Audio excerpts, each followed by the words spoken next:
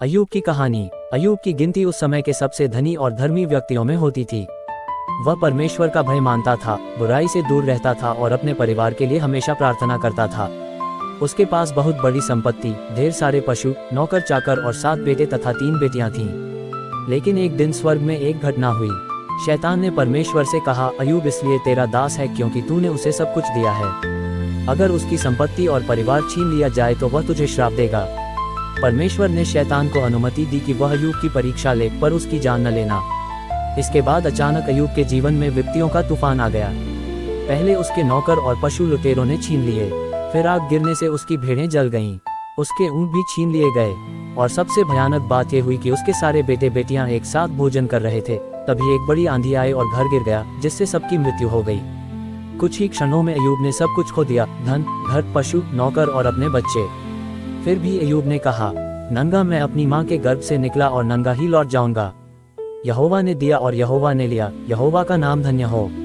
शैतान को ये देखकर और गुस्सा आया। उसने फिर परमेश्वर से कहा, अगर उसका शरीर तकलीफ पाएगा तो वह तुझे छोड़ देगा। परमेश्वर ने शैतान को अनुमति दी, पर उसकी जान लेने की मनाही की। तब शैतान ने अय्यूब के पूरे शरीर में फोड़े फुंसी और पीड़ा डाल दी। अय्यूब राख पर बैठकर अपने घाव खुरचता रहता। उसकी पत्नी ने कहा, क्या तू अब भी अपनी खराई पर अड़ा है? परमेश्वर को श्राप दे और मर जा। लेकिन अय्यूब ने उत्तर दिया, क्या हम परमेश्वर से भलाई लें और विपत्ति न लें? उसके मित्र भी उससे मिलने आए, लेकिन सांत्वना देने के बजाय कहने लगे कि यह सब तेरे पापों का परिणाम है। अय्यूब ने उन्हें समझाया कि उसने कोई ऐसा अपराध नहीं किया है। अय्यूब दुख और पीड़ा में डूबा रहा, लेकिन उसने कभी परमेश्वर को नकारा नहीं। उसने बार बार अपनी निराशा व्यक्त की, लेकिन परमेश्वर पर विश्वास बनाए रखा। अंत में परमेश्वर ने अय्यूब से बातें की और उसे दिखाया कि उसकी बुद्धि और शक्ति मनुष्य की समझ से कहीं ऊंची है।